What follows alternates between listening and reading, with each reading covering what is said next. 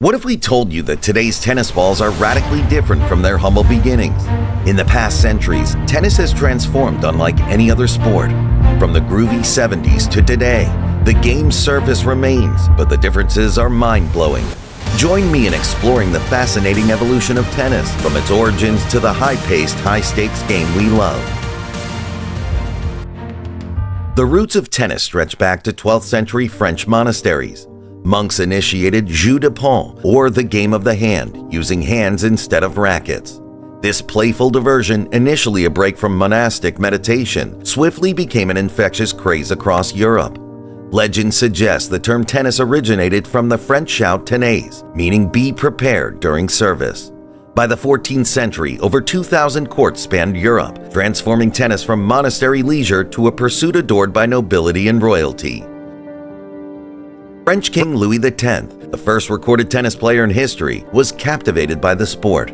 Renowned for his passion, he constructed the inaugural indoor tennis courts, inadvertently contributing to the sport's popularity. Unfortunately, Louis X's passion proved fatal as he succumbed to pneumonia after an intense game in chilled wine. By 1500, tennis had progressed with the introduction of wooden-framed rackets and gut strings, accompanied by cork and leather balls. As the game reached England, garnering royal fans in Henry VII and Henry VIII, the count of indoor courts surged to an impressive 1,800. During his days, tennis differed significantly from today's version. The game involved hitting a ball into a netted opening in the roof of a long, narrow tennis house. The net itself stood 5 feet high at each end and 3 feet high in the center. The historic Hampton Court Palace's tennis court, a creation of Henry VIII, still stands today.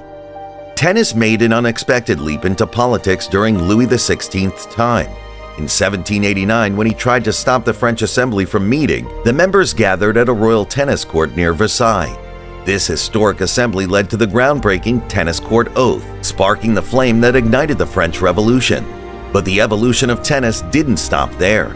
As the 19th century unfolded, the game transformed from indoor play to the emergence of lawn tennis, giving birth to the modern, globally popular game we recognize today. Major Walter Clopton Wingfield wasn't just playing around in 1873 when he crafted the master plan for what we now call lawn tennis. Thanks to bouncy rubber balls, the game could venture outdoors, taking over the lawns already made famous by croquet. With rules and gear in check, tennis became popular, outshining croquet and badminton. The big transformation hit its peak in 1877 at the All England Croquet Club, where they decided to spice things up with a lawn tennis competition at Wimbledon. The rectangular court and the quirky 15-30-40 scoring system were born. And so, the annual championship kicked off, forever weaving lawn tennis into the illustrious name of Wimbledon. The Grand Slam tournaments we now cherish, the Australian Open, the French Open, Wimbledon, and the US Open, have roots in the early years of modern tennis. The oldest, Wimbledon, debuted in 1877, while the Australian Open kicked off in 1905 as the Australasian Championships. However, a significant difference existed back then. These tournaments were exclusively for amateurs. Tennis remained a purely amateur pursuit until 1926, when the first professional tour unfolded. Professional players engaged in head-to-head exhibition matches, championships, and occasional professional tournaments for paying audiences. While barred from amateur events, they received substantial compensation for their professional endeavors, marking a pivotal shift in the tennis landscape. The game changer arrived in 1968 with the Open era, as the amateur rules' frequent subversion led to the major tournaments, today's Grand Slams, opening their doors to professionals. This shift sparked significant transformations, particularly in women's tennis. Before the Open era, women's professional tennis struggled to gain traction. Suzanne Lenglen graced the first professional tour in 1926 to 1927, but professional women players were scarce until 1941. Tennis trailblazer Althea Gibson turned pro in 1958, standing as the lone major woman player until 1967, when Billie Jean King and 3 others joined a professional tour. The Open era brought a wealth of prize money for women, catalyzing interest and the creation of the Women's Tennis Association, WTA, in 1973. In the same year, the US Open made history by offering equal prize money to both men and women. It took until 2007 for Wimbledon to complete the Grand Slam lineup committed to equal pay, marking a pivotal moment in tennis equality. Back in the day, players at Grand Slams earned zilch, nada, zero. But fast forward to the Open era and tennis star Bjorn Borg retired with a hefty $3.5 million prize money. And here's the kicker. That's about what Andy Murray bagged in a single year, just a few decades later. Since Borg's era, the rewards for top players have skyrocketed.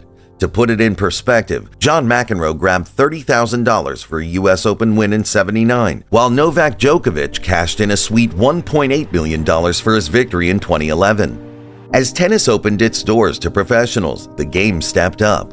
Technology, especially in rackets, went from wooden relics to steel, aluminum, and the game-changer, graphite. These new materials made rackets tougher, more potent, and lighter than ever before, leaving wooden ones in the dust by the '80s. Tennis, from skill to cash, sure aced its evolution over the years. In the ever-evolving world of tennis, rackets have undergone a jaw-dropping transformation. Wooden rackets with heads around 65 square inches were the norm. But then, here comes the swinging 60s and steel rackets. Suddenly, we're looking at racket heads averaging a whopping 100 square inches in the pros. Now, the big question is, why the upgrade? A bigger head means a more forgiving sweet spot, the magic zone for powerful shots. Out with the precision-demanding wooden rackets and in with the high-speed game. Do you remember McEnroe's '80s dominance? Net rallies were all the rage, but racket technology had other plans. Now, with rackets unleashing serves at speeds up to 140 miles per hour, players prefer baseline battles over net finesse. The classic serve and volley made its way for the 1-2 punch, a lightning-quick serve followed by a forehand smash delivering swift wins. Tennis has rewritten its own story, turning once laughable shots into game-changers. Imagine presenting an inside-out forehand to a 1960s player, a move that might have sparked laughter back then. Fast forward to today, and the power forehand, popularized by Lendl and embraced by stars like Sampras, has become a cornerstone of the game. Watch a match on 1970s clay, you'll witness a different era, a time when winners were rare and serve and volley play was almost non-existent. The court was a realm of conservative play, favoring hitting over extensive running. Yet tennis has metamorphosed. Reverse forehands, windshield wiper follow-throughs, and emergency squash shot forehands are now essential moves. Athletes stand back, demanding agile movement and recovery while serving percentages soar, with kick serves to dominate. Tennis today is a thrilling spectacle of innovation and strategic mastery. The mystery behind tennis scoring, the love 15-30-40 deuce dance, has roots in France. One theory involves the medieval charm of the number 60, divided into 4 segments for a 60-point system. Tennis scoring has an interesting history. One idea says it matches clock times with points, 15, 30, 45, which is just called 40. There's no need for 60 because the game ends at the hour, unless it's deuce tied at 2 points each. Now, why love? Some think it comes from the French word l'œuf, meaning egg. It's like a zero on the scoreboard, nothing. So when you see love in tennis, it's a nod to starting with zero. Tennis style has had its fashion face-off over the years. In the late 19th century, male players rocked hats and ties while pioneering women navigated the courts in street-style clothing, complete with corsets and bustles. By the 1890s, a stringent dress code emerged, mandating that tennis wear must exclusively be white, with even accent trim following specific guidelines. The white-only tradition persisted well into the 20th century, originally tied to tennis's affluent roots. However, the advent of modern technology, particularly the washing machine, democratized the game for the middle class. By the swinging 60s, as societal norms relaxed, colorful clothing flooded tennis courts, breaking away from the traditional whites. Yet some places like Wimbledon continue to uphold the tradition of requiring tennis whites. But it's not just the game that's evolved, the players themselves have transformed. Cast your mind back to the 1960s at Wimbledon. The average male player stood at a modest 5'10".